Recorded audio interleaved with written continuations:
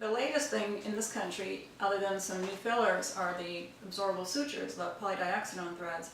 Those can actually pick up almost anything you really want it to. So where it's typically used, we can give you a little eyebrow lift, we can give you a whole mid-face cheek lift, we can pull back this, we can pull this up, we can put this back, we can bring the neck back. And now, pretty much historically, if anyone goes on Google and just wants to YouTube some stuff, threads are going everywhere. The reason why threads are great, we've got these bigger ones that have little barbs in them that kind of pull up and keep you there, but we also have these tiny little threads that go in here. They're collagen building, so they really make better collagen in places where it's hard to put another collagen stimulant. The other collagen stimulant out there is Sculpture, which I think is fabulous, and we actually give better skin. Wherever we have skin, we can make it better with something like that, but the threads can go in areas like in the neck, where it's really difficult to do Sculpture in there, so you can just put the threads in there. In the anterior arms, where people get a little bit crepey. Here we're in Florida, everybody wants to be sleeveless all the time, so that's an issue for a lot of people after the age of, say, 40, if they've had significant sun damage. And the threads can be put pretty much anywhere, but that's historically in the face where we actually will put them to help pick things up, and it does a beautiful job.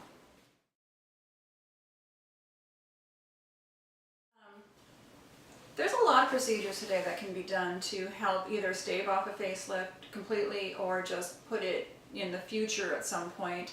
So we've got all these injectables that are put up in the mid-face that help pick things up and keep that upside down triangle that we really want this way, because otherwise it starts to go like this, so we can do that. But there's also ways today that we can actually pick up a lot of things in here, in the neck, in the jawline, get rid of jowls, using what's called absorbable threads, and that is a great new treatment today that's been out for a very short time in the US, but other markets longer, and that can actually pull and lift and different things. When somebody has a ton of laxity, they're going to have that cut away because it's just not going to work otherwise. But when they don't have a ton of laxity and they just have little issues, we can really get the results of a pretty good facelift without any downtime or doing a facelift.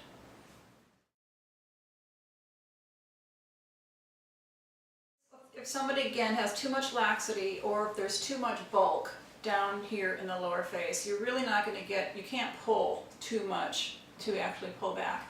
There are ways to help get rid of some of the fat down there that will help to make it more pullable and securable, but at some point, if somebody has just too much bulk, they're still going to need a facelift, or learn to live with it, but they can just get a facelift and get rid of some of that. There's also some things we can do in conjunction with the threads and with the other fillers to help lift up the mid-face that will give the effect of a facelift, and that is putting some Kybella down in the lower face.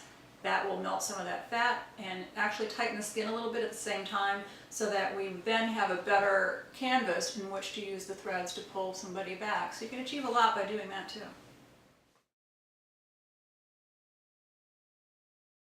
So what we have used historically legally since 2001, but it's been used since probably the late 80s, is Botox.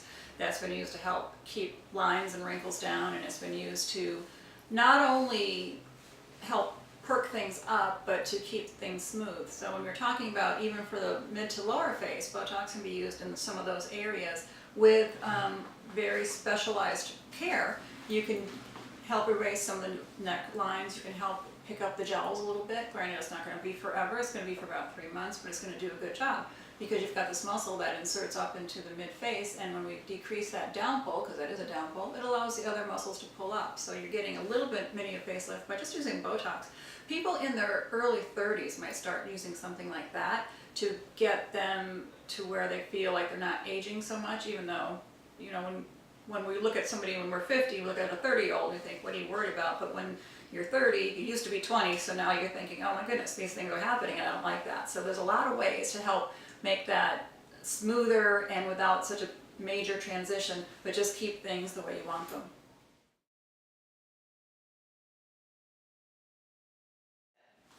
The number one anti-aging tip that I've stressed for about 20 years is a retinoid. The retinoids actually turn the cells over faster. They make the dermis thicker and the epidermis thinner. What happens as we're aging is the opposite. Our epidermis is getting thicker because it's trying to block all the environmental damage that's been happening to us, and the dermis gets thinner because it's not stimulated to produce collagen the way it used to be. So it just ends up being really thin and lax. So when you use something like a retinoid, and it really happened from the 70s when the retinoids, Retin-A was first out, a lot of people with acne would use it, and then as they were aging, they kind of didn't, because they just really looked good by having stayed on that Retin-A, because it was just really, really good. The only thing is you just don't do it when you're pregnant. If you're pregnant, you don't use a retinoid, but after that, you should always be on one forever, because it does keep your skin so much healthier. It even actually can help with precancers. A lot less incidence of precancers when somebody's usually on a retinoid. That's probably the greatest thing. But the other thing is, of course, sun.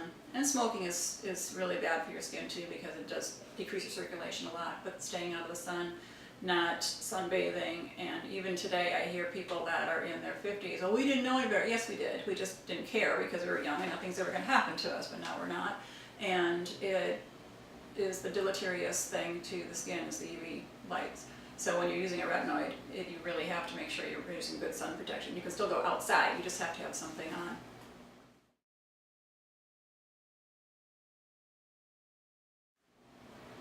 The retinoids, as I said, are probably the greatest ones. You can get one over the counter, but we do have, you can get one prescription, sorry, but we do have a really good retinol from Cosmedical, which is an allergen company that can do pretty much the same thing as the full-strength Retin-A, but without quite the irritation. You're still going to get irritated because your skin is reproducing faster. You think you're drying out, but you're really not, because you're just shedding some more. You moisturize a little bit more, and you can actually get through that. You don't do that forever. You do it for about 4 weeks, and then you get through it, and your skin is used to it. But the Cosmedical retinol is one of the better ones out there that is over the counter. Don't try getting a retinol from Walgreens or CVS. It's just not going to be strong enough. It's not going to do what it needs to do. And the reason is they can't follow you. They can't make sure you're using it properly. Whereas when you buy it from, say, a derm office or a med spa or something, it's going to be a pharmaceutical grade product, and that's what you really want. You can get the prescription ones. They're a little harsher though, but that really works great. The other thing is when you're wearing a sunscreen, I'm not a chemical fan of these sunscreens because they break down heat and light no matter what it is, and that's what the sun is, heat and light. So it's going to break it down quickly, which is why the FDA requires you to put it on every 80 minutes, because it breaks down. So however, if you do have zinc and titanium in the sunscreen, it's not going to break down the same way. Yeah, you should reapply it, but it's just not going to break down the same way. And if it's got some dimethicone in it to keep it in place, you really have to wash it off. You're not going to rub it off. So those are the things I recommend, especially if you're using a retinoid, to make sure that you are going to protect well.